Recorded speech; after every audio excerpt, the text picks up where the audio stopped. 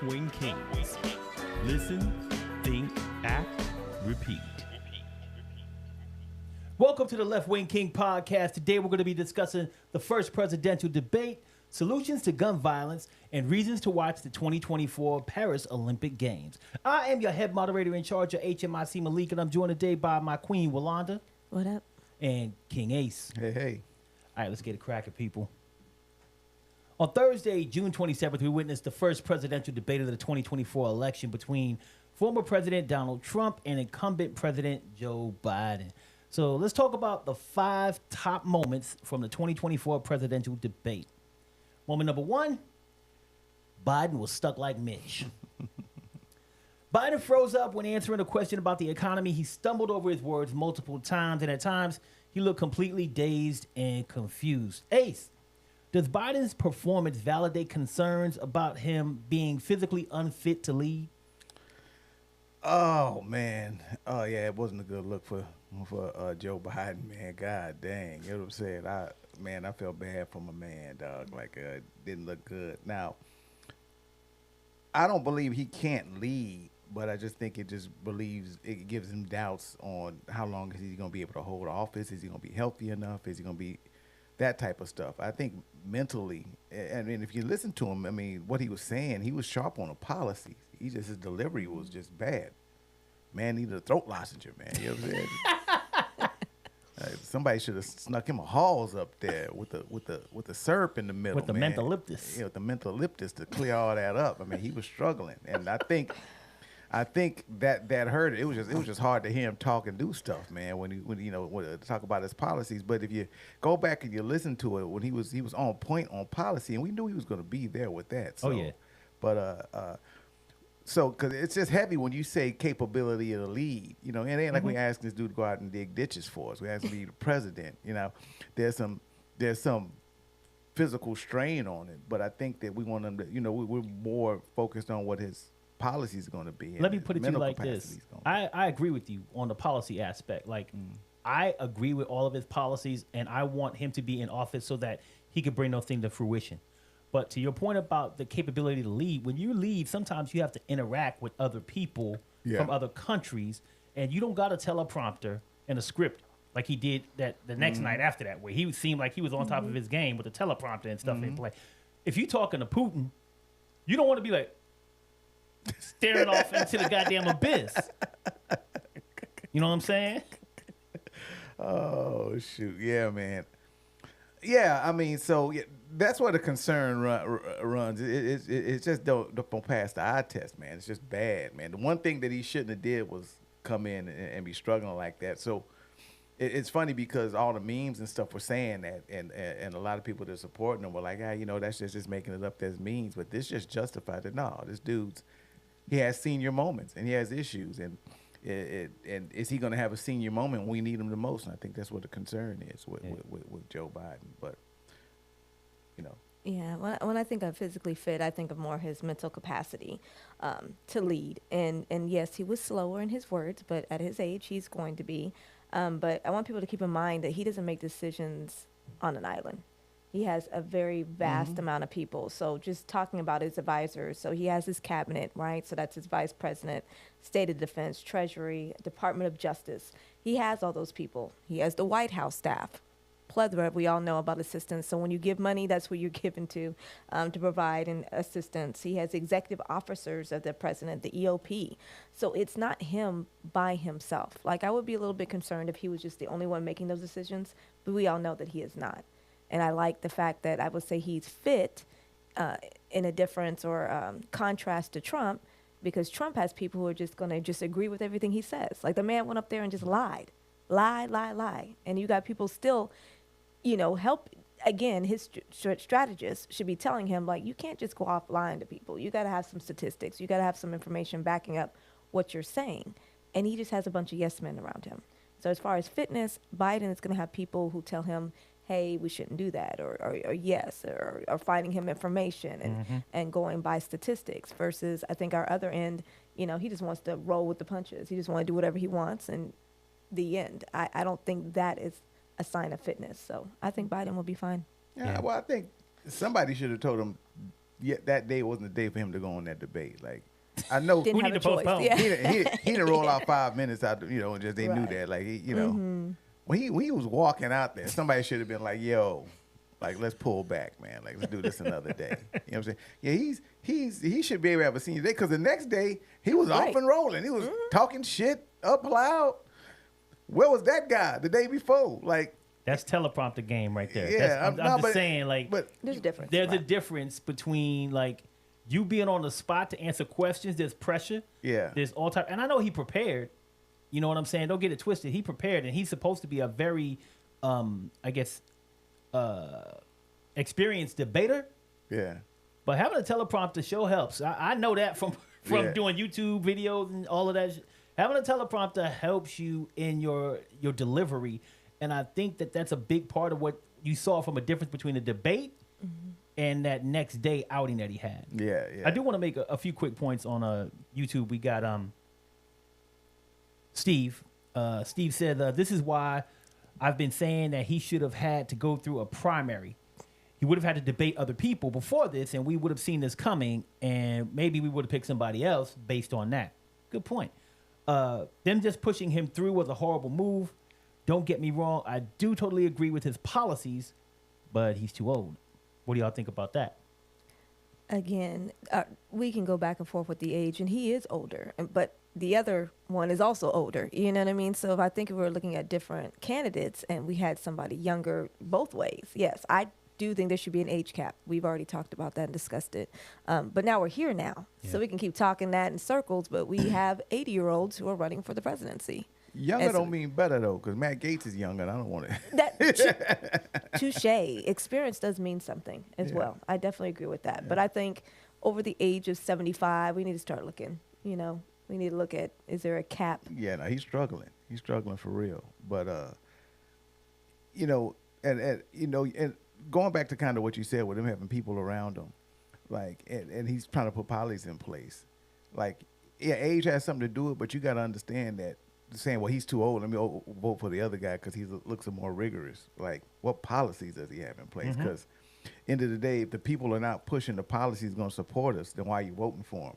Because it's cool to have a younger guy in there, but if everything he's doing is hurting you, you ain't gonna like that at all either. Defeats you the know whole what I'm saying? purpose. So Definitely yeah. agree. and and don't forget they didn't bring up anything about Project 2025. That's still Yeah, that's a still big deal. that's still a big deal. So So speaking of policies, there was a policy that I want to get to when we talk about moment number 2. yeah, And moment number 2 was sending civil rights back to the states.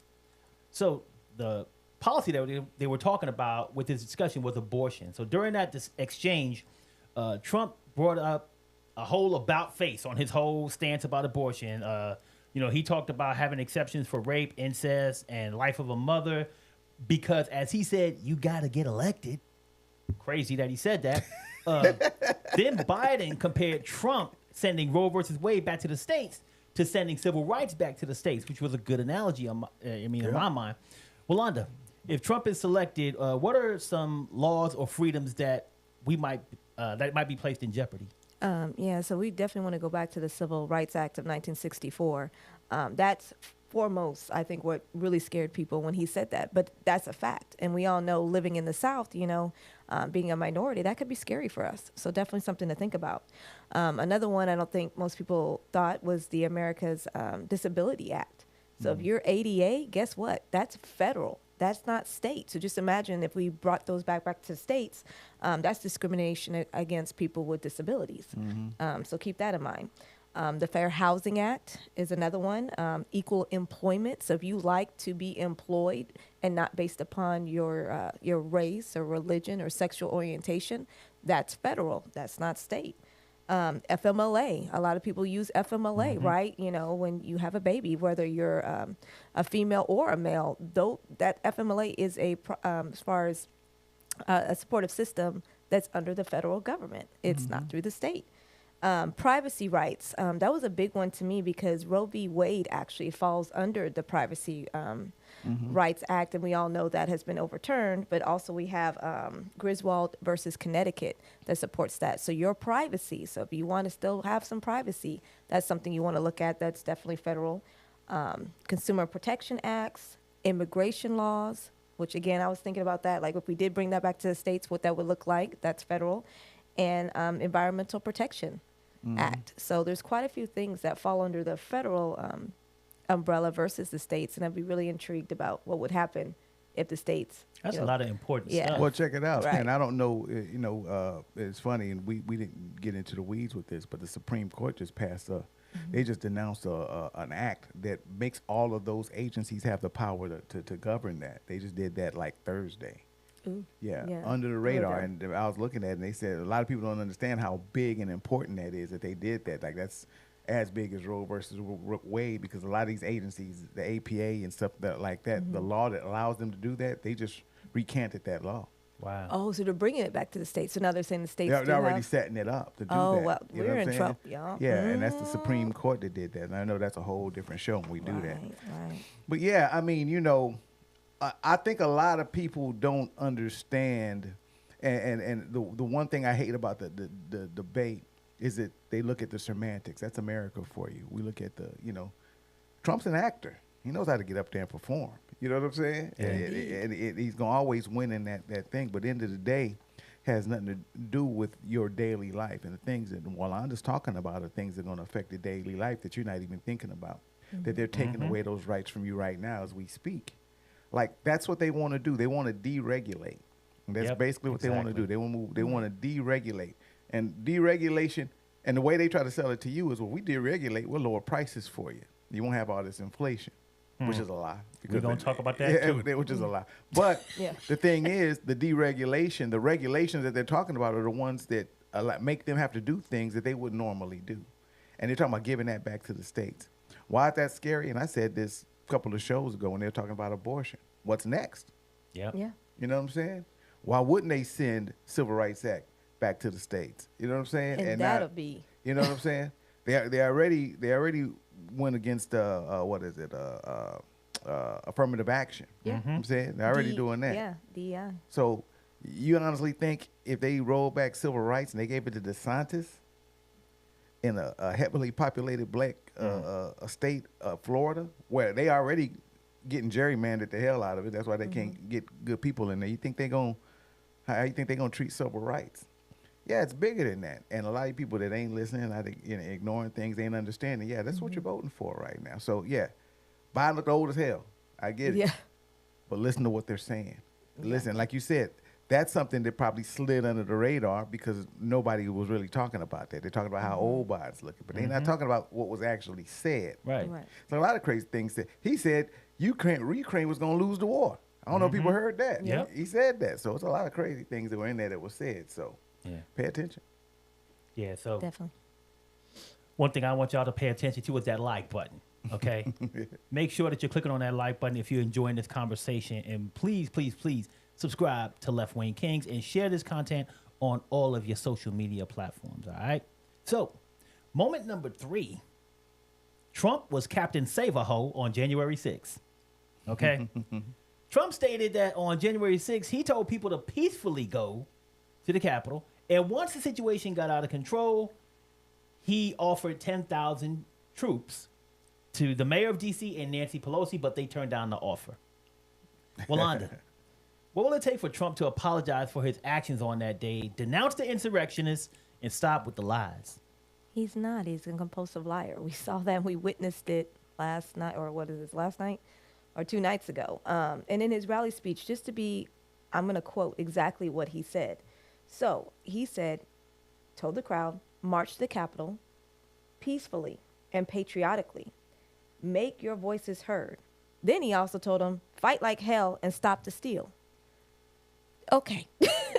I mean, these are his words. You can go back and see exactly what he said. And we all watched it on TV. That's what's just so mind-blowing to me. It's like, you don't have to listen to me. You don't have to listen to Trump. You can actually go back and Google January 6th, God bless you, what you saw on TV.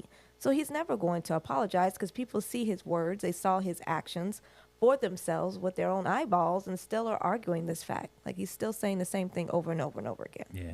Man, let's get into January 6th. And this is the thing that kills me about the January 6th thing, and it's just crazy that we're even talking about this.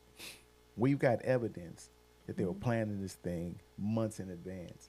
Hell, the Proud Boys are in prison for treason because they have the secret meetings that they were having to plan and do what they're doing on January the 6th. They're sitting in jail right now for treason, not just because they breaking and entering, because they had orchestrated plans to come down and take over and overthrow the government. That's what treason is. You know what I'm saying? All right. So this thing was planned. It's not an accident that it landed on January 6th, the day that they were confirming the presidential election. That was all planned to do that. We hear the words that he said. What we didn't hear all the way, but I saw a little bit of it, are all the speeches that led up to Trump's speech, to where you had Giuliani, Alex Jones, and all these other far right wingers up there speaking all this crazy rhetoric to get the crowd amped up. We know they came armed and had guns. We know that on their websites, they all planned to come down here and they had plans to take over the government. We all know this was taking place. You know what I'm saying? So for this guy us allowing him to denounce that is just the reason we're in the mess we're in right now. You know what I'm saying? Like, we're allowing him to do this. Yeah. Like, it's one thing to lie to me. Don't lie to me about something that I see with my own eyes. That's right. A whole different kind of lie. Now you insulting my intelligence. You're telling me I'm dumb because I saw that. You know what I'm saying? Not only did I see that, we have all the evidence that tells us that you were planning this up to the point. We got and there's people sitting in prison right now because of that. With all that being said, you have people in this country that ignore all of that. Well, it's easy to tell me what side of the fence you fall on. You're either with that, that's why you're ignoring it, or you're not with that. Plain and simple. And if you're backing a guy like that's doing all that, then that tells me the story right then and there. You know what I'm saying? We seen everything. Right. And we know all the evidence is there. Yeah, and I want to say definitely during the inaction during the attack, like started tweeting. He was tweeting, "Go get Pence. Tell him to not recertify the results." I mean, these are things in his actions that he was doing. Why these things are happening? He sat back in his little chair in the Oval Office and watched it with his own eyes, and people on his side are begging and pleading for him to intervene. So, once again, I mean, we can't ignore what we actually saw with our own eyes. Let me add one more thing. Let me put the Nancy Pelosi thing to bed. Okay. Right. He sends Nancy Pelosi 10,000 troops, right? Nancy Pelosi says no. I'm sorry. Nancy Pelosi ain't the commander-in-chief, bro. You are. So why didn't you override her, bro, if that was the case? It's really that simple. Nancy Pelosi didn't have the power to say no. You know what I'm saying? Yeah. Now, if you the commander-in-chief. You run the whole military. He runs the military. Even if she said no, well, she didn't, because she's getting attacked. Of course, she ain't going to turn down 10,000 soldiers.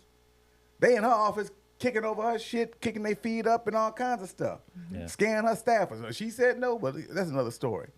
But then why don't you just say, we're doing it. Fuck you, and I'm sending 10,000 troops over there. I'm the commander-in-chief. Because he's a liar. There you and that's the bottom line. Yeah, and on YouTube, Steve said Trump just lied through the whole debate. Biden should have called him out on every lie. Trump got free reign to stand on the stage and spout bullshit. He has to be forced to even go into media and ask the folks that were there rioting to stop. It was all his fault. Yeah. At the end of the day, man. Yep. Like you said, this man is full of lies, and making up this stuff is crazy. But even regardless of the fact that he lies all the time, he's also kind of ignorant to black folks. And that brings me to moment number 4. Inflation is killing black families. Trump stated that inflation caused by Joe Biden is destroying the black family. He went on to state that immigrants are taking black jobs, whatever black jobs are. So I need one of them black jobs. Yeah. How is inflation killing your family? And what the hell is a black job? Inflation's hurting everybody. It's not killing my family, but inflation's always hurting everybody, because since I've been born, I've never had a world without inflation. I don't know that world. Things were cheaper when I was younger. Things are more now. And in between, every year it got higher. That's called inflation. You know what I'm saying? It doesn't go anywhere. It's kind of like inflation, immigration. Those are things that politicians can stand on and they can argue all the time.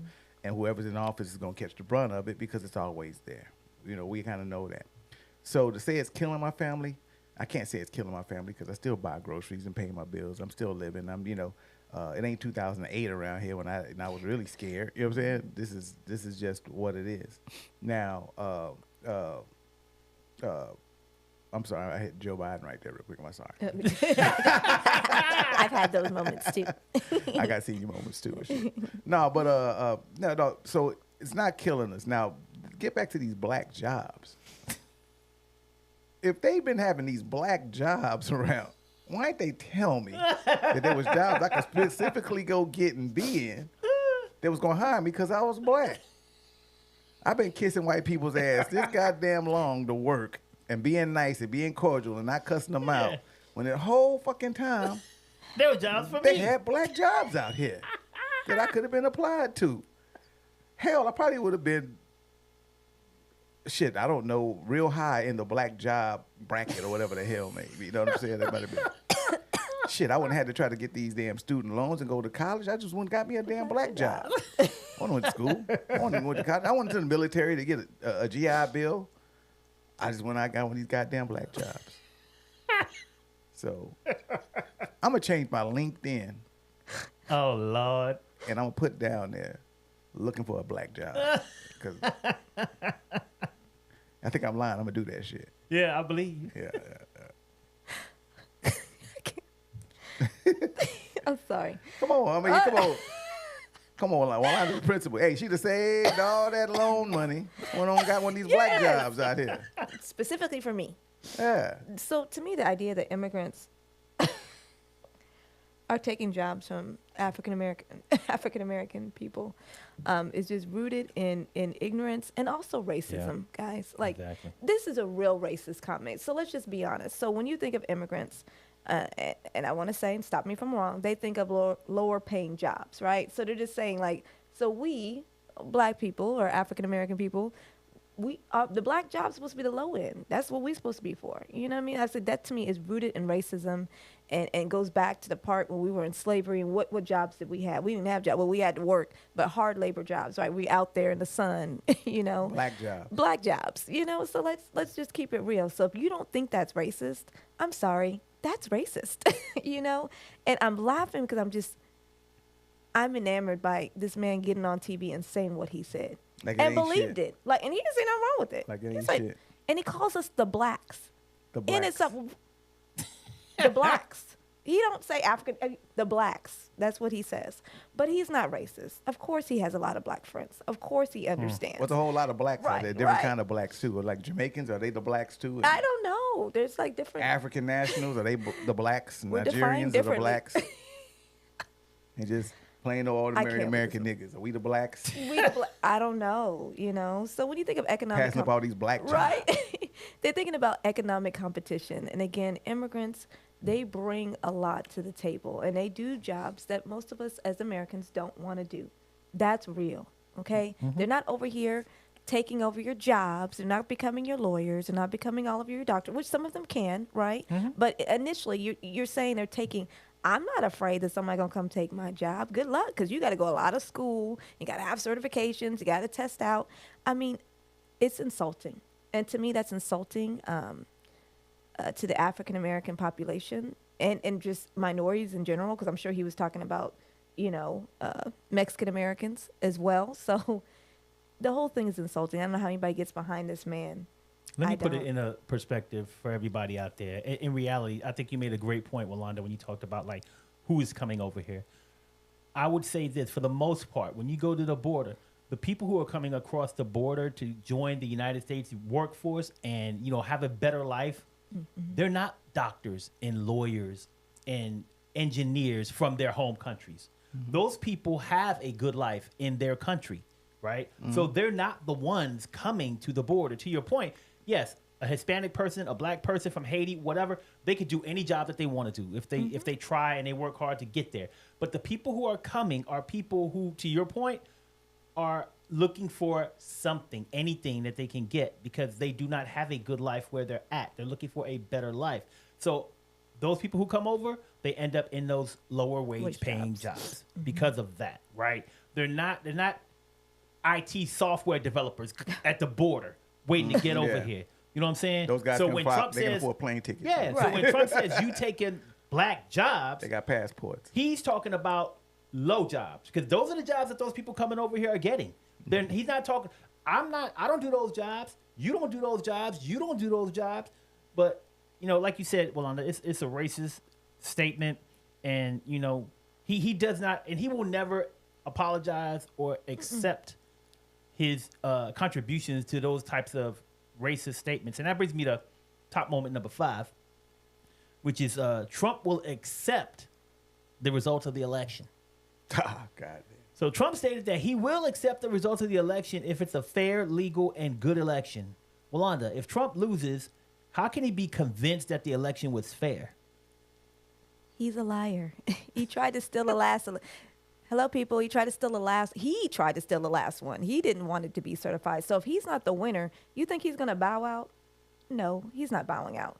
But just let me tell you what we do have in place as far as what's a free and fair access. So we have transparency and oversight, guys. We have voter registration laws. We have campaign fairness. We have supposedly integrity, right, of the voting process, except when we're dealing with people like Trump. So we have all these things in place to ensure fair, right, access to the voting process. But he's not. If this man does not win, I think I'm prepared to see January 6th come again. That's what I'm prepared for. I don't think he's going to go away quietly. No. Yeah, I think we're doomed. Either We're doomed. win or lose. He wins. Project 2025 comes into play, and we already got those wheels in motion right now with this Supreme Court we got set up here. They're already putting some of that in motion. Mm-hmm. If he loses, he's gonna go on. He's gonna stir up everybody and say how it was stolen, and he's gonna do all of these same thing. He's gonna be the same playbook.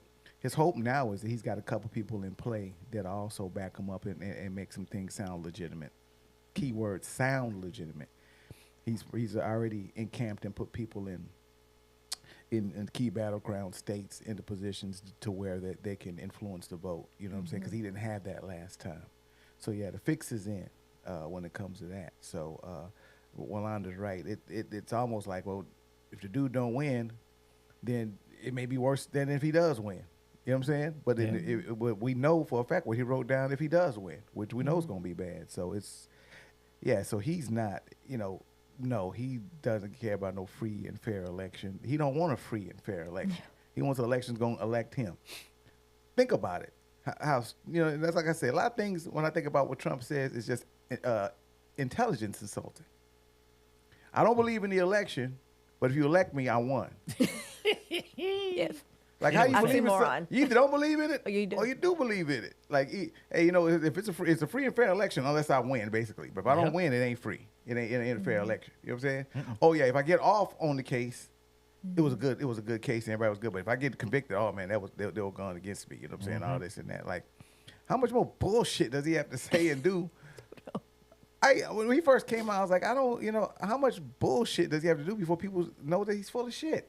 It's like the more he's full of shit, the more people support him. The reason why no one should believe anything he says is because no one is always right. I fuck up, you fuck up, you fuck up. Everybody messes up. Mm-hmm. He acts like nothing he ever does is wrong. Everything's either against him or like you said, if I lose, then it was rigged. If I win, yeah, it was great because I won, right? So he feels like he always wins. No one wins all the time. No one's right all the time. No one is impervious to making mistakes. And that is, anyone that looking at him could be, come on, man. Really? Mm-hmm. You always win? You always in the right? You never mess up? Yeah. I mean, I just don't get it. He's a narcissist, and that's what narcissists do. They don't think they do anything wrong. They're perfect. That is the issue here, So he doesn't think anything is wrong with him. He thinks, I'm impervious to being wrong, and I'm great, and I'm going to help the world and come down here and save all you blacks. Yeah, get all your black jobs back. You know what I was thinking? Like, what was there was a certification to get a black job? What would the certification be? Like, we had to go. You got to be black. Yeah. Like, you had to go take a certification test. Like, do you like chicken and watermelon? Like, what that test look like and shit. You know what I'm saying? Crazy, man. Hey, do you still listen to R. Kelly music? You know what I'm saying? Stop it. Wow. What's the certification for that? I don't know, man. But, I mean, when you talk about certification, I think we should be talking about guns. So let's kind of transition into the next topic, and that's the top 5 solutions to gun violence. So, gun violence is a critical topic that affects communities across the United States. It's a complex crisis that's unique to America. We're leading the charge. At least we're leading in that. We're leading in something. We've had over 48,000 lives lost to firearms in 2022 alone. The Center for Gun Violence Solutions at Johns Hopkins has set a goal to reduce gun violence to 30% by 2030. But how can it get there? So today we're going to go ahead and help out Johns Hopkins by exploring 5 of our key strategies to reduce gun violence. Number 1, firearm purchaser licensing. This involves a permit to purchase system that includes enhanced background checks, training, safety, and a waiting period to get your gun. Wanda, what kind of impact will this have on gun violence? A great one, and it's already been in some states. So, first of all, you're going to have obviously a reduction in homicide or firearm homicide. So in Connecticut, there's a permit. They have a law, and it went in effect in 1995. For them, it includes also the background checks, the permit, the safety training, and that. It's a 40% reduction in firearm homicides. You're almost at 50%, so 40%. Then what happened was Missouri got on board, but then they repealed in 2007, and immediately they saw a reduction, and it's already been reduced by 25% and counting after they repealed. So it just shows that, the law is working, right? You got a 40%, that's pretty high. Also, there's a reduction in suicide rates, right? States with stringent permit and just laws in general have a substantial amount of decreased suicides that happen in the state dealing with children, adolescents. So keep in mind, we love the kids, right? So let's do something for them. So in their overall reduction in violent crime, so that's the Journal of Urban Health says, if you do this and put this in place with a comprehensive background check, it decreases by approximately 11% and growing. So you have fewer just violent crimes in general. So, and then again, the last one be illegal arm trafficking. Yes, we know there's illegal arm trafficking, but there's a reduction in that. And it looked like that was about 20% that's happening if you put all these laws in place and enforce them. Because you have a law, but if you don't enforce it, then what does that mean to you? Exactly. Yeah, I mean, the NRA can't like none of that because they're the devil's playground, and the devil owns Walmart. So on top of that, but the NRA, they're definitely in the NRA. Just makes sense to me, man. Less access to guns, harder, stringent ways to get the guns is going to lower that. Just common sense, And for these idiots, and that's right about the NRA up. These idiots, the guy and say, hey, they get them illegally. Well, of course, criminals are going to find ways to get guns. That's just you're not going to stop them, But law-abiding people that you can get guns and you can reduce the senseless deaths that we're having and keep guns from getting into the hands of the wrong people. Most of the time, criminals break into law-abiding citizens' houses and get guns. But some of these people shouldn't have had guns in the first place. You know what I'm saying? They wouldn't get that. So just makes sense that would be a policy that would come into play to do that. But in Texas, down here in the Wild Wild West, they ain't going to pass nothing like that. You know what I'm saying? Like, you can get crack before easier than get a damn gun. It's just crazy, man. It's just like, it's easy to get a gun. You can go to get a gun. And it was funny because somebody was telling me how to get a gun. I said, just go to the academy and fill out some paperwork and got a gun. I mean, exactly. And Walmart. The same question they were chasing Hunter Biden for. The simple question says, are you on drugs or whatever? Anybody can check anything on that. It ain't like, the dude behind the counter ain't going to stop you and be like, you look like you do dope. You know what I'm saying? They ain't going to do that. Just check it and keep it going. So those stringent gun laws, definitely would come into play and make things easier. Yeah, the point that you made about criminals getting guns and stuff like that, that's important that we bring that up because two things. When we talk about a lot of the gun violence that's happening right now, it's by people who have registered their vehicles. And it's their, vehicle, who have registered their weapons and it's theirs. Even when you look at a lot of these mass shootings, these are people who legally have these weapons. With the gun shows. And they have them legally by the right, but there was not the protections that a firearm purchasing program would have. If you do these background checks on these people, you make them do the training, make them have a waiting period. Like you said, you just go to a gun show, pick up whatever kind of crazy gun you want, Yeah. and you out, Yeah. right? Because of the type of event that you're at when you purchase it. So at the end of the day, yeah, there's criminals who steal guns, but the majority of these violent crimes are happening by people who have registered weapons. And if they have a more stringent purchasing program, it would reduce that, just like Wanda said in those stats. But the point that you made, like about guns being stolen, brings us to solution number 2. And solution number 2 is safe and secure gun storage. So proper storage obviously limits your access to guns. So Ace, does safe and secure gun storage reduce gun violence? And if so, how would it do that? Yeah, it does. And I'll go personally. I'm an avid gun owner. You know what I'm saying? So, but storage is important to me. I got nieces, nephews, minors, underage, that could mistake my gun as a toy. So I've purchased a nice little storage case and lock my guns up when I'm not there, just in case they wander around or they come over my house when I'm not there, and get in there. So it's going to reduce any accidents happening. Yep.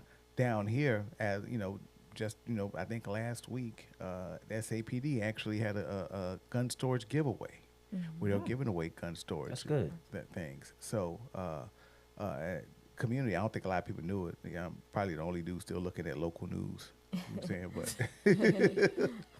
But anyway, so there's programs out there, and I want to say if you probably call them, they could probably talk to you about it. But they had a little event with that, so it's vitally important, I think, if you're a responsible gun owner, especially if you have children around, especially if you have teenagers around. Let's change, especially if you have 20-year-olds around. You know what I'm saying? Like even these boys have been adults, because like I'll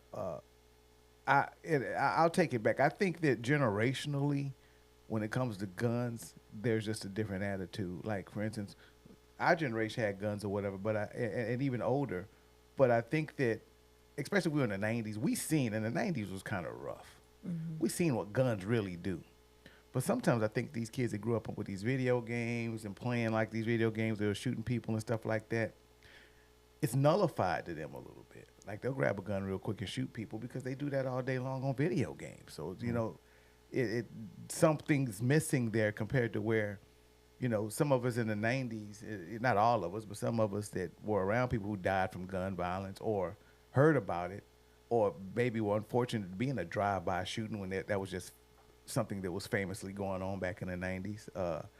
Just have a different take with it and understand the devastation of guns. You know what I'm saying? So I think it's important to lock up your guns and make sure that they're safe. Yeah, just to piggyback on what you said, I think we're just numbified. I don't know if that's a word. To the mass shootings, because I didn't experience a mass shooting when I went to school. I don't think any of us in this room did, but our kids did, and multiple times, so it's been on TV constantly. Somebody died, now kids are scared to go to school, or now they're just used to it, all this fencing and things that we have done in order to make sure our kids are safe, our drills that we actually do, we talk about that. I just think that it's become such the norm that that's what's caused it to be problematic, which is sad, right? Yeah, talk towards that a little bit, because like when we were in high school, it was like fire drills. That was the we only only thing. had fire drills. We went outside for a little bit and came back in. You know what I'm saying? We haven't done active shooter drills just because that has opened up. Can you imagine somebody who's like someone who has autism, some type of disability, and that noise? Like, they used to want us to go in. At first, they were talking about, really shooting off guns inside of the school, so you would know what that sounds like. Again, I never heard a gun. I mean, I've heard a gun on TV, but I wouldn't know. I was like, what does that sound like exactly? I've heard it on TV, but I've never heard. So I did understand that, like, what does that sound like? How do you know it's an emergency versus a kid popping? Because now they pop these bottles and it sounds real loud and startles you. What is the difference in sounding? So just having those type of conversations. I've actually gone through training for active shooter. Like, I've had trainings that I've gone to and read and had police come and speak to me. I mean, that's just different from what we're used to on there. But biggest thing on the storage, though, I'll just give you some statistics, because I know you were saying, like, as far as what does that actually mean and how does it help to society. But it's 78% lower risk of youth firearms suicide for you using storage. 78%. Yep. I mean, we talk about kids. People are really big on abortion, right? Which again, I'm not going to get into my own personal stance behind that, but these kids are out here living in the world right now, right? And that would help 78% of them if you just stored your firearm on there from suicide. Academy of Pediatrics says too, risk of adolescent suicide. So these are just children. No, I'm saying adolescents. I'm saying 18, around that age as far as teenagers. It decreases their suicide rate by 85% in homes, because we know as far as suicide is a thing when they get in middle and high school and these kids are killing themselves. So that would decrease by 85%. Reduction in theft. What I thought was very interesting is a lot of these firearms are stolen from people in their cars and their trucks and their homes. 380,000 guns have been stolen. So just imagine what that means. You know what I'm saying? People go around stealing guns, using your gun to go off and kill somebody. So 380,000 guns have been stolen from gun owners, whether it's in their homes, their cars, wherever. Also, the public health impact. So access to a firearm increases the risk of an intimate partner by 500 and 100%. 500%. So basically, if you have a partner who has a gun, not saying Adrian over here because he loves everyone, but watch out, Leon. That their partner is at risk. I was debating if my gun was locked right now. I was like, man, did I lock my damn gun? Yes. You know what I'm So saying? your mate. So just know if your mate has a gun, you're at the I might risk walk of into some shit. yeah, 500% chance Hey, of nigga, you dying. I'm lucky that there ain't no gun in this You know what house. I'm saying? I'd be fucked up by now. Did I lock I'm up not the gun? Do I have a key, nigga? Because I might have said some shit when I left. Yep. You better go apologize before you get home. So, and that's just a kidding. very large risk, and I hate to say that, but I've had students who've had that experience recently. So I was like, you don't think those things are going to happen, but I could tell you, yes, that does happen, and it's actually been very recent in my world. 27% fewer gun deaths per capita will secure firearm storage, and that's across every state, regardless of what type of laws that they have. So statistics show that storage definitely will save a life. So. That's awesome, man. You know what might save our lives? Clicking that like button. You know, that'll save my life to be a Captain Save 'em. So if you like this content, you want to check out more videos like this, make sure that you hit that like button and also subscribe to Left-Wing Kingz and share this content across all of your social media platforms. So let's talk about the next gun solution. Gun solution number 3 is firearm removal laws. So extreme risk protection orders, or what they call red flag laws, allow law enforcement to remove firearms from individuals who are deemed to be a risk to themselves or others. Ace, are red flag laws necessary? Yeah, I'm kind of on the fence with this one. This can go either way. I mean, my problem is what is deemed somebody a risk, and that's where it comes into play. Like, you know what I'm saying? Like, it's some people that are definitely a risk, and yes, you need to get the gun away from them. You know what I'm saying? Definitely. But as we know in this country, sometimes that can be a big shade of gray on who's a risk or not.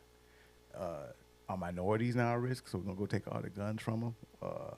Is somebody, for whatever reason that you don't want them to have a gun, or are they considered a risk? And are we gonna now use this law to go take guns away from them so we can have guns? I just know in history how this country's worked. When they wanted to persecute people, they started taking away little laws like this so we can have guns, but they don't.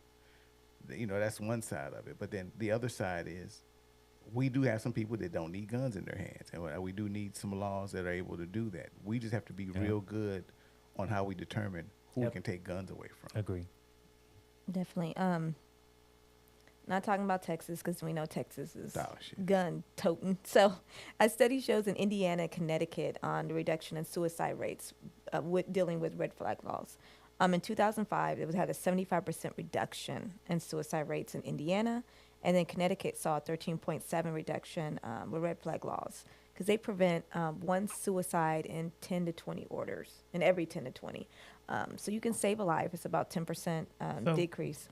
I don't know if you know this or not, but was that tied to like Ace said, like there had to be specific requirements, right? Was it tied to like a mental health requirement? Is that why these people why there was a reduction in suicides. Maybe the red flag laws include something about mental health. I don't know if you know that or Yeah, I didn't get all the information on it, but it did have to do with a lot of the mental health and, Okay. and have you been a violent crime and just really specific parameters in that. But 75% reduction and whatever. So I would definitely look in the information on Indiana because whatever Indiana is doing is definitely working on there. But they're pretty tight law. It's a pretty intense one. Again, I think Texas has the most loose, and I think Indiana's one of the most strictest on there. Also, prevention of mass shootings, because that's what we hear about across the states. And again, guess who has the most mass shootings, or at least on the top 3, is Texas as well. So, I mean, the effectiveness depends on the implementation, the legal safeguards and things of that nature. But it's something to think about. We always talk about we care about lives and our kids, but what are we doing in order to make those changes? Exactly. And number one, kids die from guns. That's the number one killer for children, not cancer, not anything else. It's gun violence. So Wow. just something we got to start thinking about in Texas if we truly love our kids the way we say we do. Yeah, we gotta do a better job. But yeah, that's my only thing on that. Those red flag laws is the skepticism of that. But I think they're necessary. I think they are. I think there's situations where somebody's probably in a mental health situation where they probably shouldn't be around a gun. Right. Definitely, if there's high drug usage in the home or something, more than likely you shouldn't have a gun in there. You know what I'm saying? So and I see the effects of it, but I'm always weary about how government twists that law, and the next thing you know, they're taking guns from people they shouldn't be taking guns from for crazy reasons. So Yeah, and I think I agree with you 100%, man. That there needs to be red flag laws, but we need to be really consistent about what those requirements are to put them in place and take a gun from someone. I'm gonna give Trump some love on this one. I hate to do it, but in New York, he can't have a gun now because he fucking falsified some documents. Is that really like a reason, like for a felon not to have? Maybe they look at like what type of felony, like if you have like domestic violence or something like that. Yeah, take that gun. But if this is a felony for paperwork or something like that, should we be taking that guy's gun? I don't know. Like I said, I'm not a Trump lover at all, but I'm just making a point in the same point that you're making is they need to be very specific about what type of requirements and, things like for public safety and things like that, because certain people shouldn't have them. And that kind of brings me to solution number 4, which is a community violence intervention.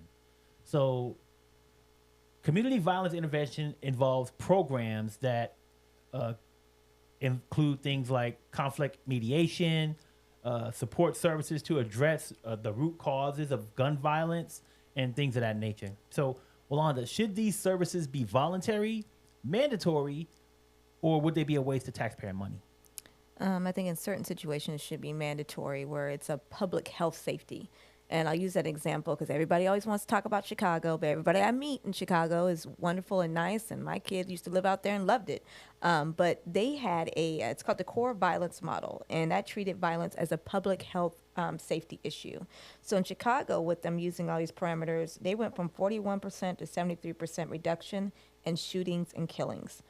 It's called, like, they have different type of safety features, but they have like Operation Peacemaker, and that's where the safety officers actually go into the community and they talk to the community, and like you said, trying to find the root cause of what is happening, who's killing who, and why are they killing them. Right. So that worked really well in Chicago. So if you ever hear about Chicago don't have killings like it used to, because they did like a root cause analysis to figure out why it was happening, and they put things in place in order to reduce it.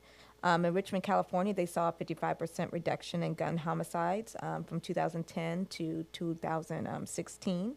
And it also improves community safety and trust. So basically, it gets the community and the safety officers working in a partnership.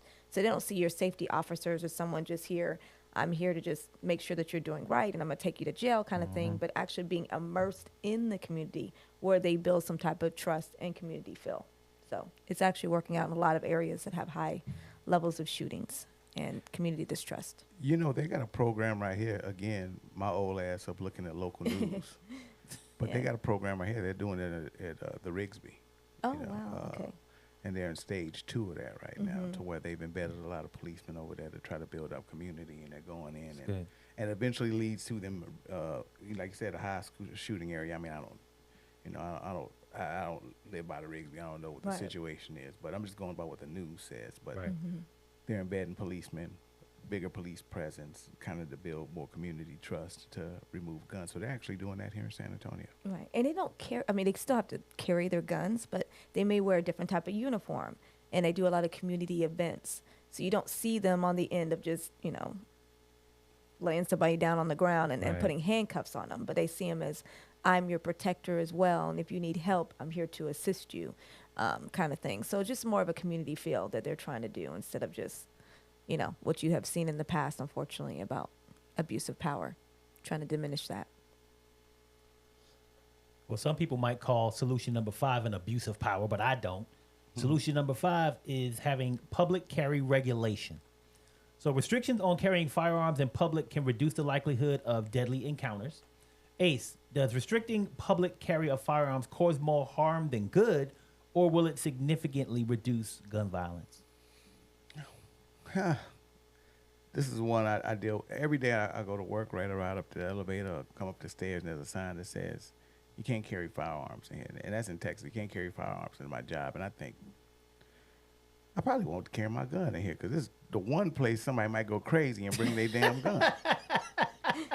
So do I need to break the damn law to protect myself? Like, I actually have that go through my head and shit. You know what I'm saying? So I guess it's like protection, but my thing is if somebody wants to do a mass shooting, because I got this fear, I guess you can call it, that somebody's going to get fired or they tell them they're going to leave and they just going to start shooting. You know what I'm saying? Mm-hmm. Now I'm sitting here, I ain't got no gun, I ain't got nothing because of this damn sign up here. You know what I'm saying? Because I'm abiding to the law. But crazy dude that knew he was going to get 5-6 months ago and been waiting for this moment, he ain't paying attention to that goddamn sign. He's going to just bring his gun up here and go crazy. So, yeah, I think, for law-abiding citizens, it prevents that because you're going to say, well, I'm not going to break the law. I'm not going to bring a gun in this establishment, whatever. But once again, the people who don't care, they're going to pay attention to that sign, the bad apples. But I think most people aren't bad apples. They're not just walking around trying to shoot up people. Mass shooter ain't going to care about that sign. But, of course, the law-abiding people will. And then do you really want, except in Texas, because we think if everybody got guns, it's good. But do you really want everybody carrying a gun or having willy-nilly to carry a gun anywhere? Because then that leads into issues. That's people like ordering over the last package of water in Walmart, and they're going to just start shooting each other for it. I mean, it's crazy stuff like that. So, yeah, it's got its place to where it prevents gun violence, so definitely.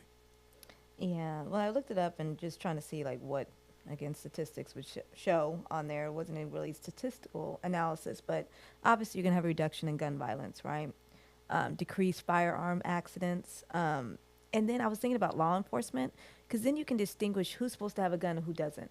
I always think about the good guy and the bad. What they would say that you want a good guy to have the gun, right? Mm-hmm. But unfortunately, in the climate that we live in, I've always think of, well, if it's a black man, he's the good guy. But then law enforcement comes in and they don't know who the bad guy is. But for some reason, that a lot of black skin is perceived as being negative, and now you done killed the good guy who was trying to kill the bad guy. I just think of those stuff like that, and I think it would help law enforcement to understand who's supposed to be carrying and who's not, because nobody would have a gun but them, because they're the ones supposed to have it. And then I think about the social and economic impacts. I put public perception. If you have a stricter gun law, right, that you can't have something, typically you get this perception that you're safe. Like, I know you said you don't necessarily feel safe at work because you don't trust the people you work with. but in essence, if you see that sign, like when I walk into my school and I see a sign, you can't have guns, I mean, I do feel a sense of peace, but you're right. Like, the bad guy is the bad guy. And now with society and everything that's happened, I think we don't have that perception anymore because we've seen so many mass shootings in such various places, whether it be work, your movies, the mall. The damn movies. I always think we go to the movies a lot, the movies, schools. I mean, to me, there's nowhere that's safe. But I think still having those signs and having people minimized to where they can't have firearms does give me some type of sense of security, a little bit. To me, it's like the apartment complex security gate, that sign. You know what I'm saying? Like, it's we're acting like we're safe, but really, it don't keep nobody out. Like, somebody want to bring a gun in here, it will. You know what I'm saying? Follow the car in front of you and get on in. But really, that's not really prevent people from bringing guns. Not if they don't want to. Nah. You know what I'm saying? So I think that's a good point, man. I think Yeah. what that leads me to is public carry regulations do not just need to be a regulation, a law written on paper, but there needs to be physical attributes that they add to that regulation to ensure that nobody can just come into your apartment because they followed the car in front of them or just bring a gun into your building and not have a sign. So this costs money. Don't get it twisted. I know this costs money, but having, like, if you're at a school, then they should have metal detectors or wands or something in place where, okay, if you walk through here, yeah, I got a sign that says no guns, but now you walk through with one, I know you got one. If you ain't supposed to have, we going to search you. There's a policeman here, whatever. Same thing. I know you can't, like, maybe stores should have metal detectors. I mean, we make stores. Here's the thing. We have laws in place that the Food and Drug Administration has all types of laws in place that people have to abide by in order to sell their food, right? Because of what? Safety, right? Do those requirements cost the businesses who make that food money? Yeah, it's an extra cost to them. But if they want to sell food, they got to do what the FDA says. So if there is a regulation around guns, is it going to cost money to have metal detectors? Yeah, but it's a safety measure. Just like the FDA has measures for food that you have to abide by to sell your food, maybe we should have some type of regulation that makes you say, well, this is a cost that you're going to have to absorb because now we want people to be safe. So not just a sign, we're going to have some type of physical attribute there to help make sure that you're not bringing guns into public spaces, right? So, yeah, no. and that kind of reminds me of, remember they had the Olympics where they had like I guess it was a bomb. That's Atlanta. Yeah. In the 90s. The Atlanta. Boston Marathon. Boston Marathon. But, speaking about violence in Olympics, let's get into a good thing with the Olympics. And that's 5 good reasons to watch the Olympics. Paris 2024 isn't just another Olympic Games. It marks the centenary, the 100-year anniversary, in other words, of the Paris 1924 Olympics, making it a historic celebration. And besides that, kings, queens, and black culture are on full tilt, and they're being represented in the games in a big way. So today we're going to break down 5 good reasons to watch the 2024 Paris Olympic Games. And reason number 1, the Olympic debut of breaking. The athletic artistry of breaking will be on full display, making its first ever appearance at the Olympics with categories for B-girls and B-boys. And Walanda, I want to know from you, what does the inclusion of breaking, because you're the dance person, you love dancing. So what does the inclusion of breaking? Spin on the head or what? Nah, she didn't do all of that, but she's It's like she feels like she comes from a tribe in Africa that was all about dance. So what does the inclusion of breaking mean to the acceptance of our culture around the globe, and should we be watching that? Wow, I thought it was neat. At first, I thought you were joking. I had to go look it up. I was like, they're going to have breaking? That is so neat. Yeah. Like when I watch breakdancing movies. But to me, it's a global recognition for the African-American culture. And I do recognize that there's other cultures that are into breaking as well, like especially our Asian cultures. Yeah, and I was like, they're this is gonna- going they're to gonna- be... they're gonna whoop This our is good. I ass. know. I said, these Asian, they don't be playing around. They're going to whoop our I ass. watch, on TikTok, like all the dancing and the break dancing and things that they do. So I think this is just like another kumbaya moment for the African American community to show this is part of us. When you think of breaking, again, not That's the everybody. culture. That's the culture, the So I culture. said, now we're on the global stage. Look at us. We running this, but hopefully we the best at it because I don't know, these Asians are definitely coming for us.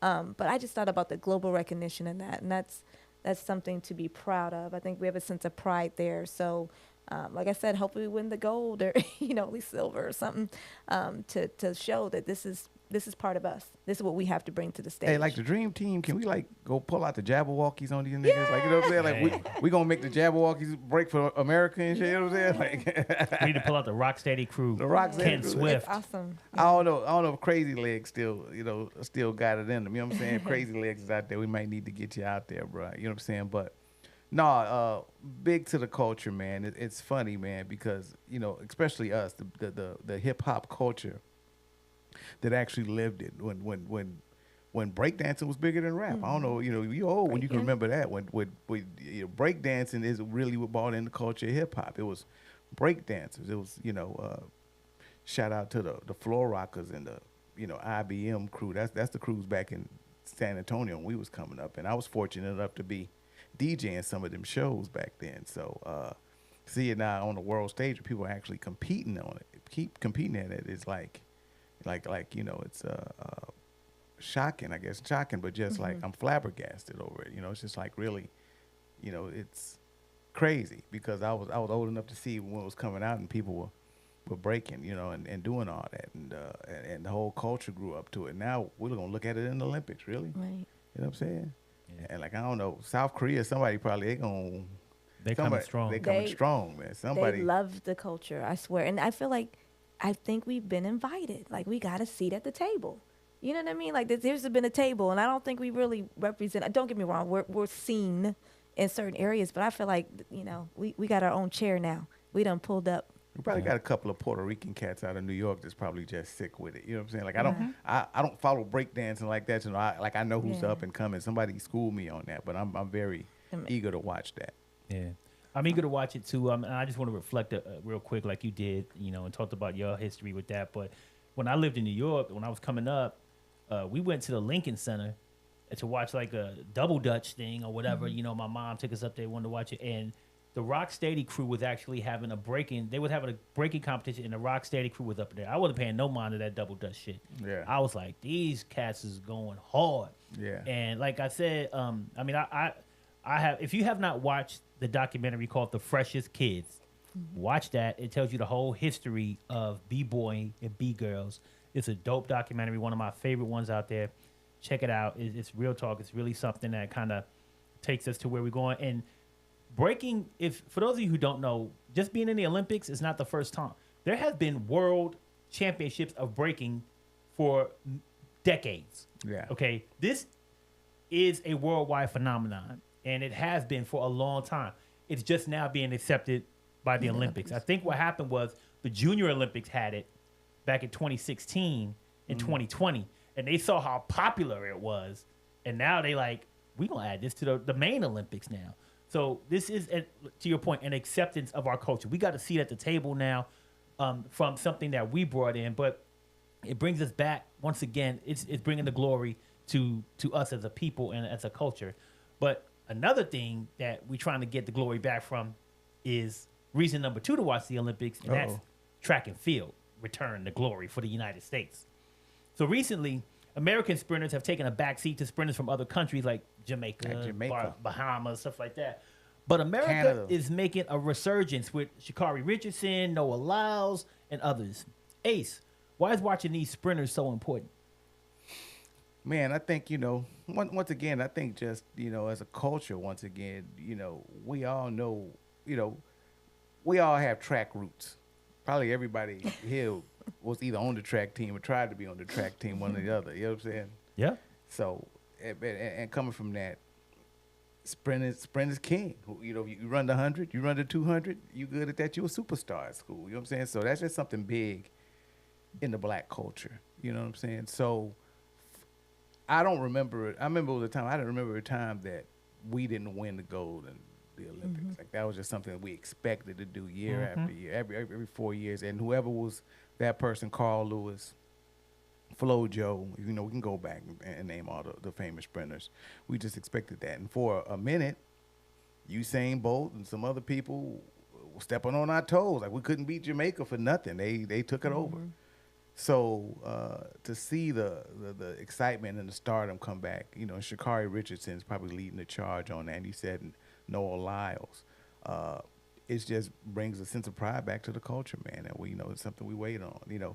One thing the black people do, we watch the Olympics every 4 years for the 100 and the 200 meter race and relays and the 4x4. You know what I'm saying? That's it. And the 4x1. You know what I'm saying? 4x1, yeah. Just like every year, the track meets. When you go to a track meet, your kid in track, you ain't leaving until you see the 4x1 and that mile relay and all that. You know what I'm saying? So, just what it is, man. It's just something that's stoked in the culture of America, Black America, man. I mean, and I'm pretty sure America, period, but definitely in Black America, man. That those sprinters, that's where it's at, man. Yeah, that's where it's at.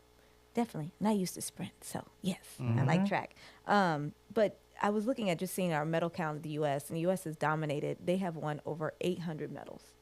Okay, so U.S. is definitely representing for all those track stars that we have out there. It said iconic athletes, obviously we have quite a few that we just talked about, but they won 300 gold, and then for the bronze and silver, 250 medals. So it's something that we are good at.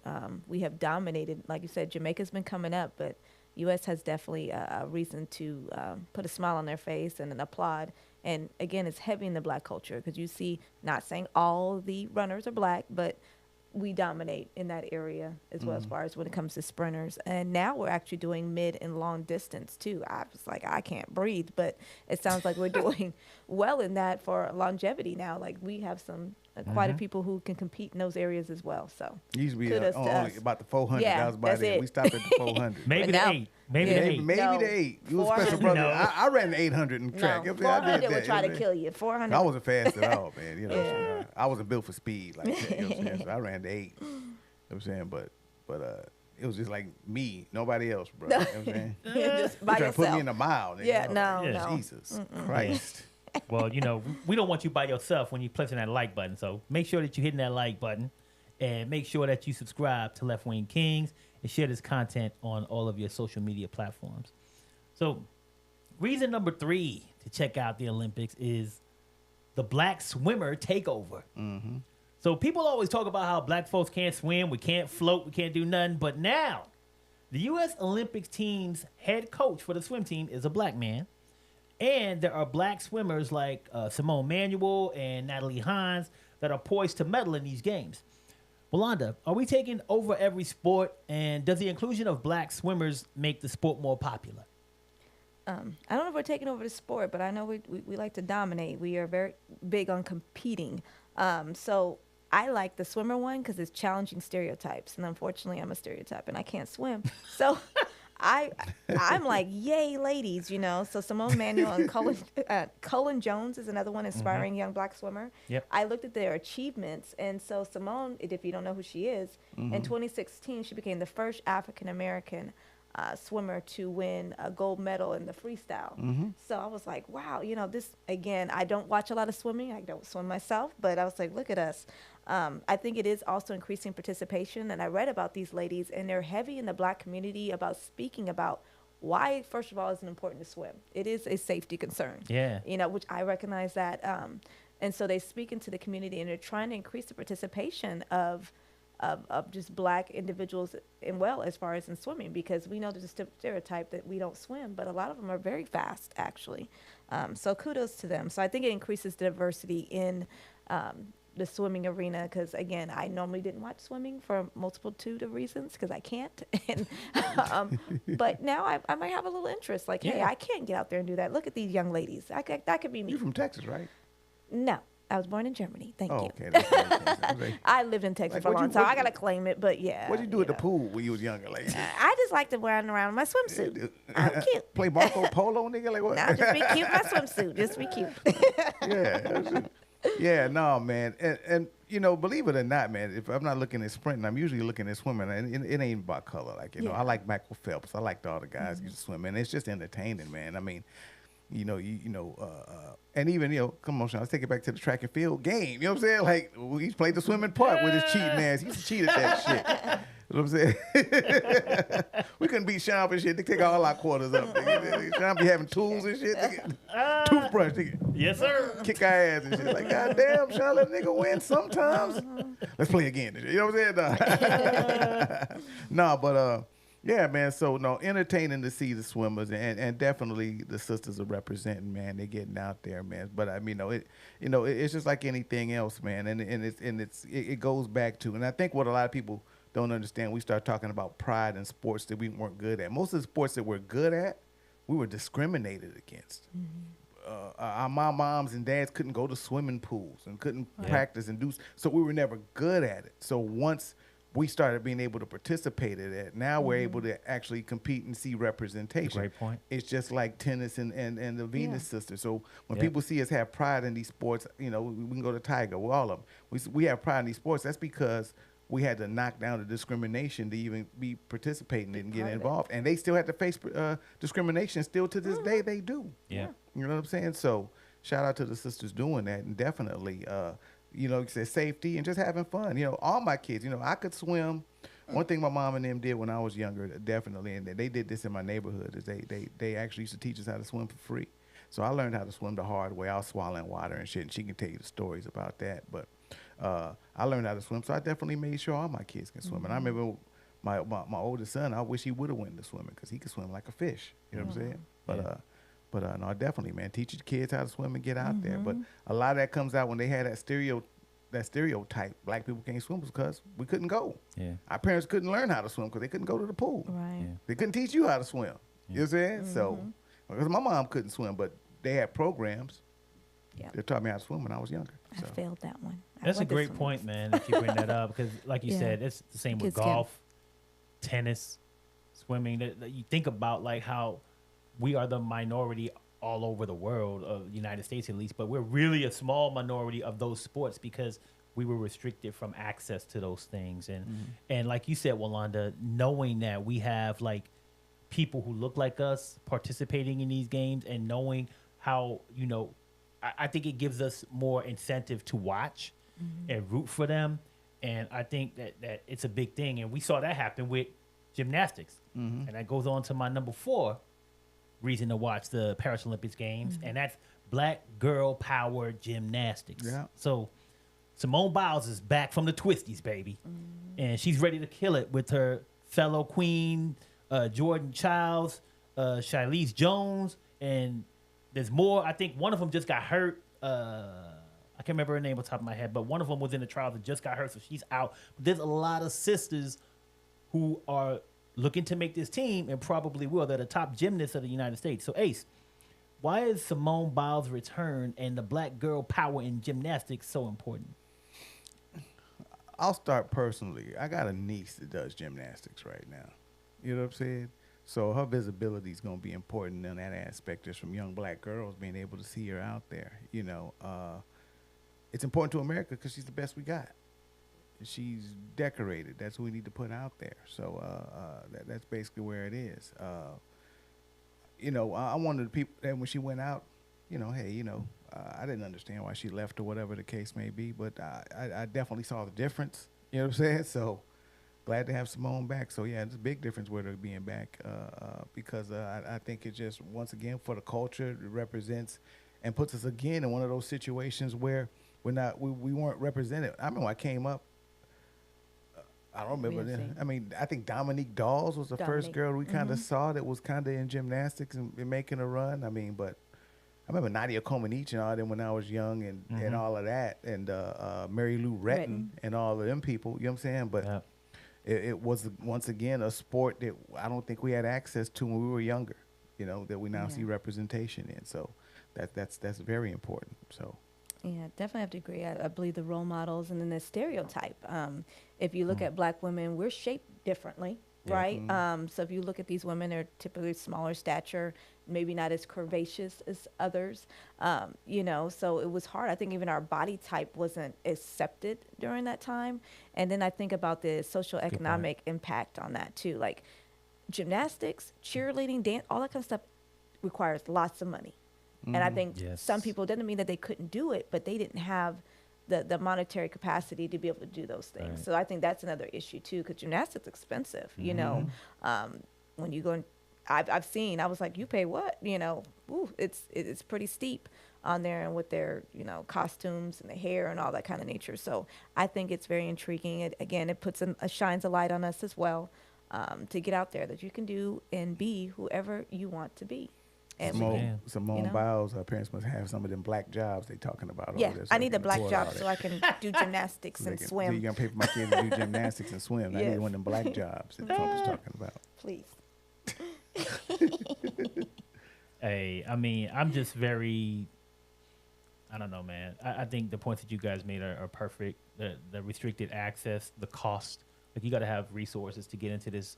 And once again, like you said, these ain't no damn black jobs. We have resources now. We've always had the ability. We've always had opportunity. Right. We didn't. Exactly. We did not have the opportunity, and we did not have the resources to be able to participate. Those restrictions roadblocks, whatever you want to call them, they have been removed, and you see Game on. where we end up when we are allowed to be in those spaces. We end up at the top of the game. We don't end up at the bottom. We don't end up floundering around. Once we are given equal footing, this is why diversity and inclusion and equity are hated by Not some everybody. people because they don't want what's best for America. And what's best for America is to let the best person have the job, do the work, do whatever. They want to continue to have restrictions on things. And with these women being able to be in gymnastics the way that they are, with those restrictions removed, like you said, we taking over. Now, there is one more place where we trying to, I guess not we, but there's been a takeover recently, and that's reason number 5 to watch. And reason number 5 to watch is the rise of women's basketball. So Caitlin Clark and Angel Reese have caused an explosion in the TV ratings, ticket prices, and even the attendance at WNBA games. But neither of them's on Team USA.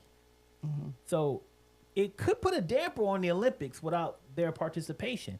Walanda, will people tune in to women's basketball without them playing, or will they tune out?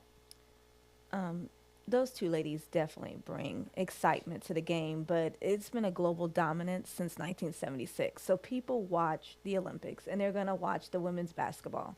And you do have others, prominent figures, Diana Taurasi, Sue Bird, Breanna Stewart. So it's not like you don't have ladies in the game that are playing. And I recognize these two are very popular right now. Asia Wilson. Yeah, Asia Don't forget Wilson. Excuse me. Yes, Asia Wilson. So we have a high-level competition, still prominent figures. They've medaled, in every Olympics, pretty much. So I think we're still going to see. I think people do want to see these young ladies come up. Don't get me wrong. But I think this is not their time right now for the Olympics. But I think people are going to watch regardless. I commend the Olympic board for not just throwing them in there without respecting the other players that come along and respecting the team camaraderie. Like, they want to get a medal. And they're going to go with the people who've gotten them a medal before, plain and simple. The easy fix would be to say, let's get Angel Reese and Caitlin Clark on the team so we can bring up ratings in America. Because let's be real, I'm not knocking them globally, but their sting is going to be in America. Like, we would watch more probably if we were there. But I think we watch more of them when they're competing against each other, not really as teammates. Then again, what kind of playing time are they going to get when they get there? Like, are they going to get a lot of playing time when they're there? Or we don't know how that's going to work, so that all comes into play. So I really commend the Olympic board for just not being, real, on the surface and throwing them in there. I mean, but if you look at it now, I think that even when you start looking at them head-to-head competing, I think I don't think Angel Reese is like averaging a double-double right now, and might be leading. She's hit the record for most, I think, for a rookie. And it's really challenging to be like rookie of the year.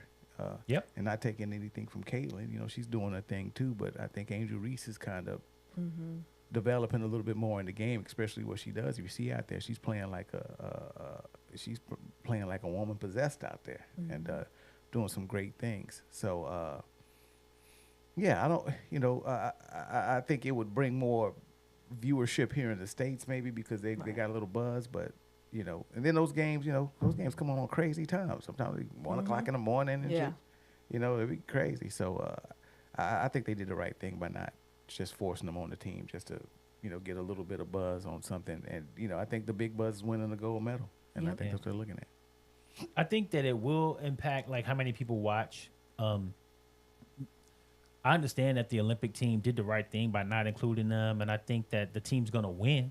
I think Team USA women's basketball, they're going to win, hands down. I think they have the best team out there. But from a ratings perspective or viewership perspective and things like that, imagine the rivalry between Caitlin and Angel Reese, and then now they're on the same team together. Caitlin's throwing assists to Reese. Reese is, Caitlin's hitting threes all over the place. Like, to see that after they've had so much animosity towards each other and things like that, I think that people would be clamoring to see them play together, since right now they've been set up as, sorry to say this, but the Great White Hope versus like the Black Evil person or whatever you want to call it, because that's how Damn, the Black Evil person. that's how people been even Angel Reese has made comments like, you know, I'll be the bad guy. You know what I'm saying? So that's how they've been set up right now. It's unfortunate, but some of that is true. But they actually like each other. Yeah. You heard when you ask them, they talk to each other like, this is ball. Like, we here to ball. We here to win. Like, it's nothing personal between us, and that they talk to each other. It's what the media have fed us. It is not them at all. Exactly. These women like each other. And the narrative that the media pushes is to get what? Ratings. Yeah, views. Viewership. Ratings and views. Yeah, and I hear what you're saying, and that's a good spin, but I think that we will see that later on down the line, maybe even next year. But I just think that with the way it fell right now, they came out draft. You know, they had the championship draft rookies, Olympics. I just think the committee's probably like, we just don't want that. You know what I'm saying? Like, we want all that smoke. You know what I'm saying? We just rather have it to where we get the people that we know that can get in there. And I kind of like the fact that, like, you need to earn that. Yeah. Just because you got a little buzz coming out of college. I mean, like, we got people been on this team, this they second, third Olympics. You know what I'm saying? Like, who we going to knock off this team just because you're getting a little buzz right now? I kind of like the fact that they're making them kind of say that, no, there's some Olympic team, there's kind of like some, you need to build up toward it. It's not like the men's side. They give a damn, you know, they put anybody on there. But I don't think the men's game, I don't think the men's game looks at the Olympics like the women game does, because they also play in Europe and do all that. And then like we said, you say they're going to get a gold medal. We take it and already think, all right, they ain't going to win a gold medal because we don't think any of those leagues out there can compete with the NBA. Right. But the women's leagues, they play in the European leagues. So it's some legitimate people on the European side that going to compete. Play. I have more confidence in the women winning the gold than the men. Yeah. Right now for basketball. Yeah, it's just me. Exactly. Well, man, and that's because I think they don't hold it to the same statute. Like the women's team, I think they honestly take it serious and like, look, you know, we trying to go get a gold medal. This is who we need. Yep. Because XYZ and on Croatia, they some beasts because we play against them in Europe. They ain't no joke. It ain't like us. We think, we just gonna win automatically because we got the NBA. Not thinking that, like, nigga, France got Wemby and what's his name now? You know what I'm saying? Spain ain't no joke. Like, Paul Gasol might still play for Spain. You know what I'm saying? So, you know what I mean? So so we don't take it, like the men's side just don't take it, I don't think take it as seriously as the women probably do, you know? So that's what I'm saying. I'm glad they kind of making it where they can't play. Like, y'all ain't ready yet. You know what I'm saying? Like, I think the popularity's increased, so I think they'll still have a lot of media coverage regardless. I think people are intrigued by women's basketball, and I think those ladies do. I commend them because they've helped it grow, but I think that popularity is there, so I think people are going to still. Like, who's on the men's team? Like, is LeBron even on the men's team? Like, they all went back home because they all from most of them different countries. We don't even know who's on the, like we got Luka. Like, they are. Luka, and I think Djokovic going to be on the same team. No, they're not going to play for us. Yeah. Well, just think about this. I think they're going to Croatia. No, they're not. Just think about this. The last, 4 or 5 MVPs for the NBA have been from other countries. Yeah. You got Joker. You got Giannis. Yeah. You got Luka. They're not from the United States. The best player in our league is not from here. So keep in mind that they are going to be challenging us for medals. And these guys, like you said, they play with their home countries during the off season. They rock with their countries. They play. They're familiar with the other players on those teams. They ain't playing around. And we should not be surprised if we see United States go down and not win a gold medal. Yeah. So Trump is right. So they are taking the jobs. So if you're a basketball player, be careful. They're going to take your job. You ain't going to have no job. You ain't going to have no job. So he is right. Kind of partially. I thought basketball was a black job, though, really. Nope, not no more. I just named one MVP that was black, and he's from Greece, nigga, where white people live. No black job. No, it's diversified. But Trump is right. They're going to take your jobs. Basketball ain't a black job no more. Hey, basketball players. Not no more. But hey, I want to thank everybody out there for checking out another episode and another live stream for Left-Wing Kingz. I want to give mad love to Tina. Hopefully you're doing all right, girl. Hopefully you're feeling better. And hopefully we'll see you during the next episode. I want to thank Queen Walanda for always bringing all the knowledge to the game. You're welcome. And I want to thank my man Ace for coming through and bringing his perspective and knowledge as well. Hey, real quick shout out. I wanted to get this in here. Fred Richard, male gymnast. He's a brother. He's supposed to make some noise too. I meant to mention that when we were talking about the gymnast, but check out the male side too. Fred Richard. Also, don't forget Fred Curley Curley. on the track and field. My man, Texas. one of our homeboys, Nephew. I think. nephew. I think Right, he's so Kenny Watson, Oh, okay. Kevin Curley, Okay, yeah, Teeny all right. Coleman, Yeah. Dinky. Yeah. So family to all of them, you know. Wow. So good luck in the That's what's Olympics to Fred Curley as well. So thank you guys for checking us out, and we'll see you again in 2 weeks.